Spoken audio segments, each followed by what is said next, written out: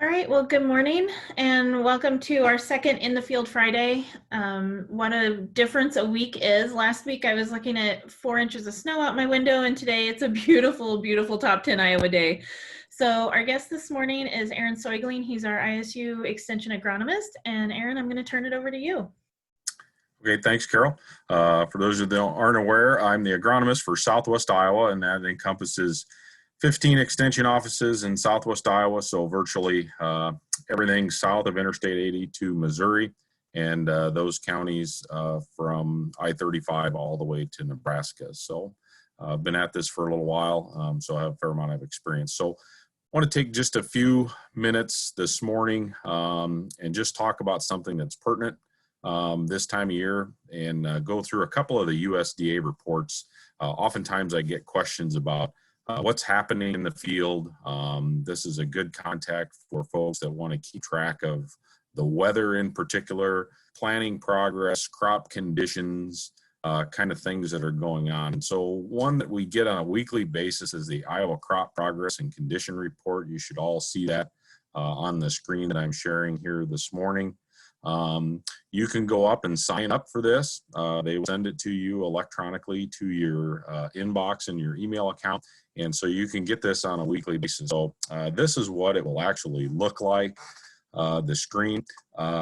This information is collected from producers, agribusiness associates. In the past, a lot of extension people reported this information to USDA on a weekly basis. And so they collect all this data across the state, and it's this is the format that you will see. So it'll talk a little bit about any weather events that we've seen in here. In particular, as Carol referenced, areas of southern Iowa saw a foot of snow last Thursday. And so any specific weather event that may have occurred, you'll get to see that as well. On the right-hand side of the screen, the crops that are pertinent for that time of the year. So currently we're into April, so oat planting is important. It will track the 5-year average as well as 2019 and 2020, if you will. And you can see that those are actually on par with the 5-year average. We know the weather event last year was below because of excessive rainfall. And it appears this year we're kind of doing a little bit better. All right, they'll go into crop condition reports.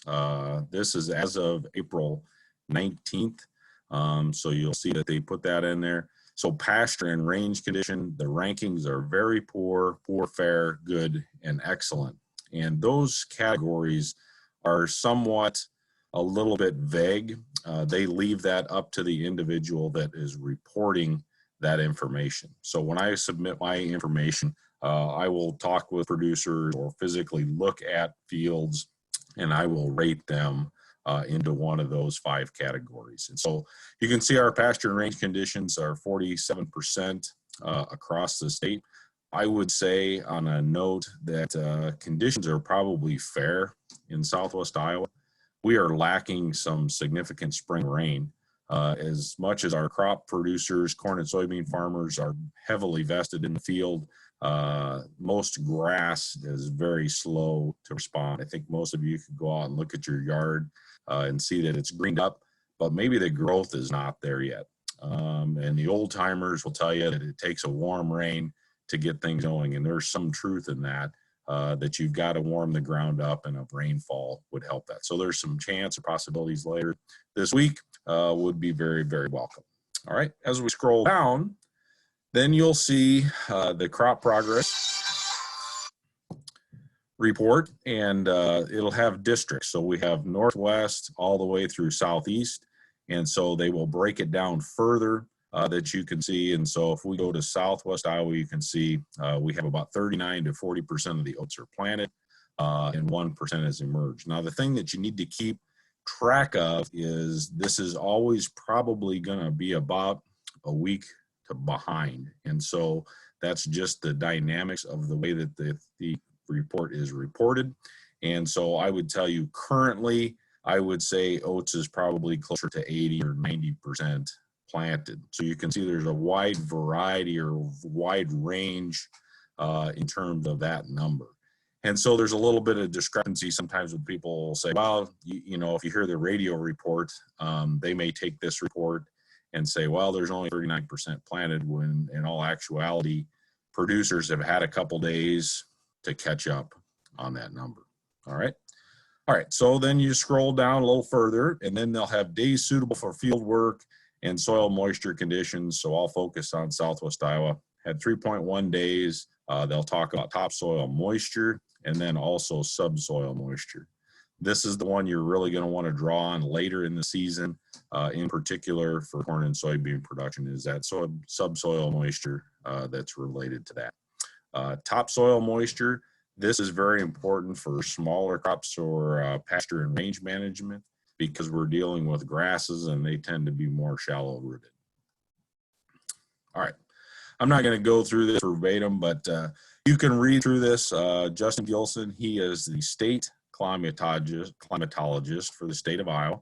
And you can see he will give a narrative about the entire state that you can see, and you can kind of read through that. So if there's hail events that occur, if there's wind events that occur in a certain portion of the state, you can hone in or get a lot closer to what those are. So as Carol referenced earlier, the highest accumulations on the Iowa-Missouri border, 1 to 2 inches per hour in Page County. That was the snowstorm that we had last week. Okay.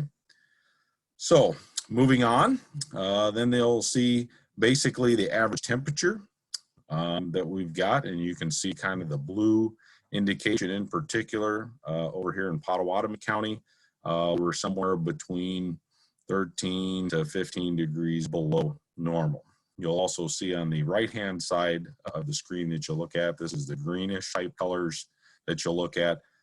We've got some of the lighter greens, and then there's a few pockets here that are reflective of the snow in particular, and that will be accumulated precipitation for the entire week.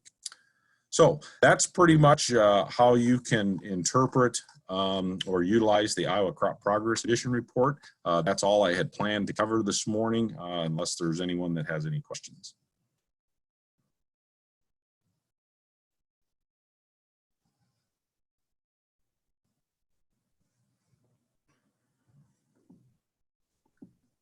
Okay, looks like we have no questions, Carol. So if you want to take control of the screen, you're welcome. All right. Well, Aaron, thanks for joining me this morning. I had a couple of questions. I know you said farmers are in the field today. What's the spring planting looking like right now for corn and soybeans? So current conditions as of Friday, the 24th here this morning in Southwest Iowa, we have isolated pockets of dry weather. Once the snow melted off, that was a little bit of a challenge late last weekend, first part of the week, but farmers have hit the field very hard. Corn and soybean is currently being planted. My speculation is we are somewhere between 50 to 70% of the corn is in the ground, and somewhere around 20% of the soybeans. And those are a guess. We have a lot of planter capacity today when growers get drier weather. I have been out in the field planting some plots, and soil conditions are good. They're very good. They're dry on top. There's moisture adequate for the seed to develop and imbibe water and get the germination process started. So things look good. Farmers are optimistic to hit the field despite the COVID situation. Farmers are actively working, and so they're going hard. Great. And then I'm going to follow up just a little bit from last week. Sean Schaus was last week talking about waterways and erosion, and talked about the grass waterways and fields. But one thing he was hesitant to mention is, what should people plant in those grass waterways?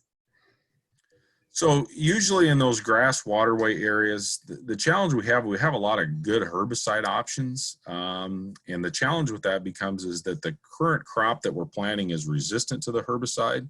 So when we plant grass waterways, i.e. brome grass in particular, which is probably what 90% of waterways are planted to, it's a perennial grass. These herbicides that we use to control weeds, when we spray through them, will actually kill those out. And so that's a little bit of a challenge growers have to be a little bit careful about how they make that application, or they'll kill their waterways out. And the other thing that's a challenge is as the equipment size has gotten larger, it's harder to establish and maintain a small grass waterway. So they're basically having to have a larger grass waterway, and if they don't have livestock or they don't have the ability to hay that, they earn no income from the grass waterways. So the thing to keep in mind is I would look at brome grass. That's probably my number one recommendation. It's a sod forming perennial grass that's going to be there year after year. It's going to be the best for in terms of erosion because it's a sod former. Things you may have heard of like orchard grass in particular, those are a bunch grass. So it forms a clump and it doesn't form a sod. So when you get a heavy rainfall, it washes around the clump and it basically can wash it out. So that's why you want a sod forming type grass. You can use things like fescue, which is extremely durable. It has very limited feeding ability, especially to cattle. They don't tolerate it very well because it has an endophyte or a fungus associated with that gets to be a challenge. And bluegrass just, quite frankly, doesn't really perform. And so those are expensive. Bluegrass would be really expensive to have in a grass waterway. But if you have anyone that's interested, they can contact me. But brome grass is the number one answer. So there's a long answer to a short question.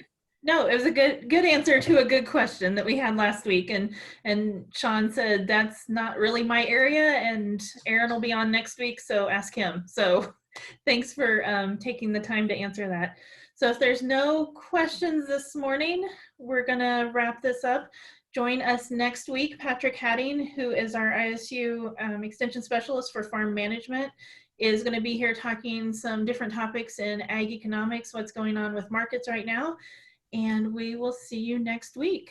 Thanks, everyone.